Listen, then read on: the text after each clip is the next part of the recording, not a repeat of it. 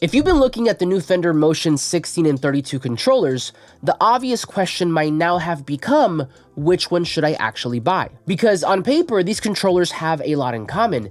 They have the same pad feel, the same encoders, and a ton of control over Studio Pro. But once you actually start using them, you'll find that they actually each are suited for slightly different workflows. So in this video, instead of just comparing specs, I'm going to put them head to head and see which one works better for things like finger drumming, sampling, controlling plugins, playing instruments, and of course, controlling Studio Pro. And by the end, I'll also tell you which one I would buy if I could only choose one. Also, a big thank you to Sweetwater for sponsoring this video. If you decide that either of these controllers is right for you, I've got links to both the Motion 16 and the 32 down in the description. Those are affiliate links, so using them helps support the channel at no extra cost to you.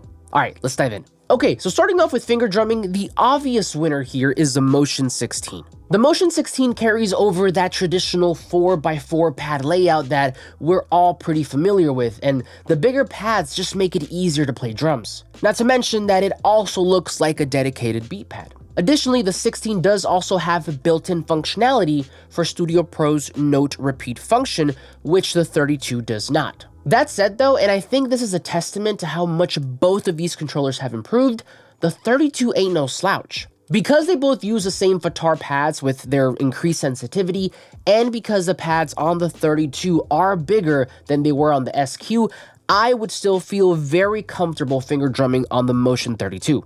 And while I still prefer the 16 for actually playing drums, there are actually some beat-making workflows where the 32 does have an advantage. For example, when using Impact to program drums, the Motion 32 allows you to see sounds from bank B on the top row while still keeping bank A on the bottom row. This essentially gives you access to more sounds without having to constantly switch banks. But yeah, if I had to pick one specifically for finger drumming, the 16 wins for sure.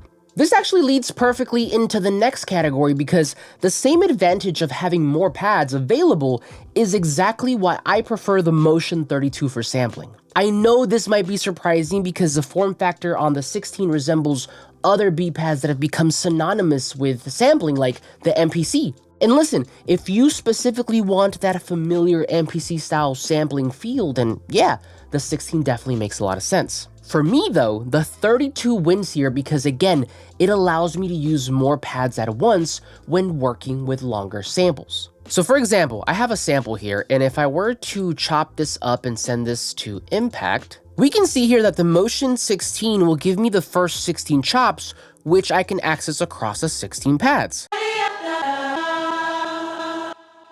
But what if your sample is longer? In that case, any remaining chops would go on bank B. Getting to those extra chops just requires you switching banks on the controller, but on the 32, you don't even have to do that. On the Motion 32, the moment you load in a longer sample like I have here, it'll load bank A on the bottom row and then bank B on the top row, essentially giving you 32 immediate visible chops without having to press any extra buttons. This might seem trivial at first, but there have been plenty of times where some of the chops that I want are on bank A, while the others are on bank B. On the Motion 16, I would either have to move those to bank A or keep switching back and forth. On the 32, the chops are already sitting in front of me, so all I have to do is jam.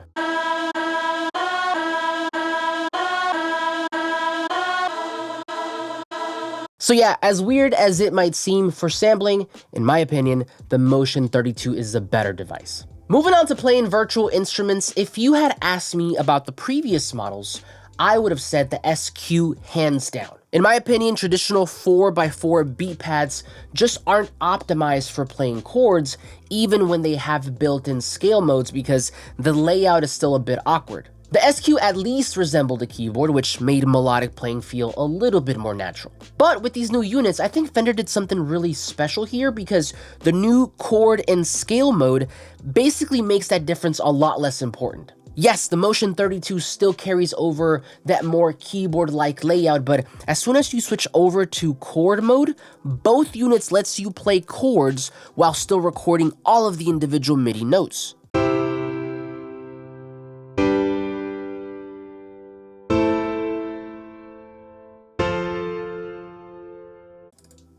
The MIDI note part is especially important to me because a lot of time I'll take those recorded chord notes and duplicate them to either layer another sound or use them to build additional parts. So yeah, for playing VSTs, I think both units do a phenomenal job. The 32 still gives you that more traditional keyboard style layout if you prefer it, but functionally, I think this one really just comes down to preference. Next up, we have DAW Control, and while both units pair great with Studio Pro and give you a ton of control, the winner here, without a doubt, is the 32.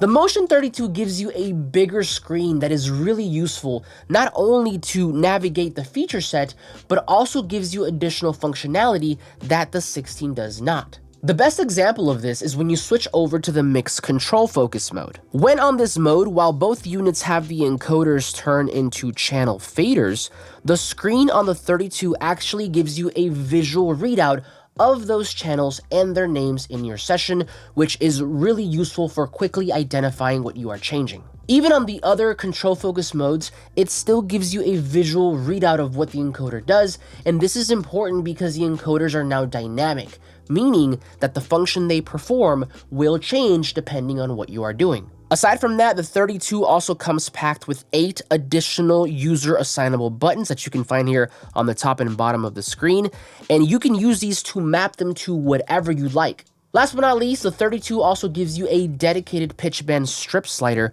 which the 16 does not. Another big feature that these two new units bring to the table is plugin control, which allows you to manipulate your virtual instruments and inserts directly from your controller. Now, while both units get you to the same result, the 32 just does it in a more elegant way. Let me show you. Okay, so here I have a track containing an instance of Impact, again with the sample from before, and on this channel we have a reverb added as an insert. If I wanted to use the Motion 16 to control the sample first, the first thing I would have to do is go into the control mode and then press the plugin button. The moment I do that, the impact window will pull up, of course, and we can see on the small screen here that the first encoder is set to control the sample scroll. If I touch the other encoders, the screen here will reflect what each of them do, but the downside is that I have to physically touch each encoder first to see what parameter it controls. If I wanted to control the pitch, filter, and amp parameters on the right side of Impact, I would have to press the plugin button once again, and then go through that same process. And finally, if I wanted to control the reverb insert, I would have to press the plugin button once again, and then go through that process all over.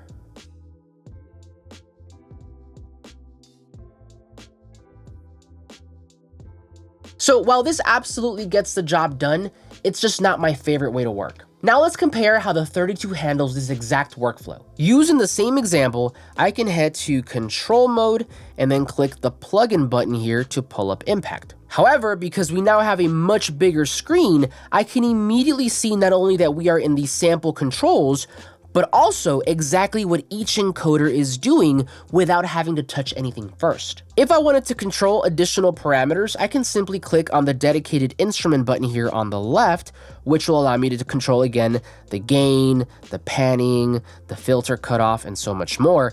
And if I wanted to control the room reverb, I can similarly press the insert button right next to it. So yeah, it's the same result, but the 32 just handles this workflow like a beast. Most importantly, it gives me all the information I need quickly right here on the screen. Okay, so I suspect that a lot of you are probably going to buy only one controller, so if it were me, which one would I pick? Well, I don't think this is much of a surprise, but the Motion 32 is my top pick for best all-around controller. I know it's bigger, and that might be another area of consideration if you plan to travel with it, but in all honesty, it's not that much bigger, and I think the benefits it provides far outweigh the trade-off. So yeah, in my opinion, if you could only buy one controller and you're okay with not having that traditional beat pad feel, I'd get the Motion 32, no question. Now, I'm in a little bit of a unique situation because Fender sent both, so I actually plan on running both of these in my setup at the same time. If you didn't know, you can actually assign specific virtual instruments to only respond to a specific controller. So the way that I have it set is that on the Impact that I use to program my drums, I have it set so that it only responds from the Motion 16. Ultimately, that means that if I want a finger drum, I can start on the Motion 16, and then use the Motion 32 for everything else. Maybe it's overkill, and I don't know if I'll keep it set up like this forever, but I have really been enjoying this combination so far. So there you have it. While both of these units are a huge step up from the previous generation, I think the biggest takeaway is that they're really designed for two slightly different types of users. If you're primarily focused on finger drumming and you want that traditional 4x4 pad experience, the Motion 16 is an awesome choice. But if you want a controller that can be the centerpiece of your entire production workflow, from playing instruments, controlling plugins, navigating Studio Pro, and everything in between, then the Motion 32 is the one that I would personally go with. Again, huge thank you to Sweetwater for sponsoring today's video. If you're interested in picking up either of these two controllers, I'll have links to both the Motion 16 and the 32 down in the description. Finally, if you're new and you want to learn a little bit more about these controllers, I actually just did a video talking about what they bring to the table, and you can watch that right over here.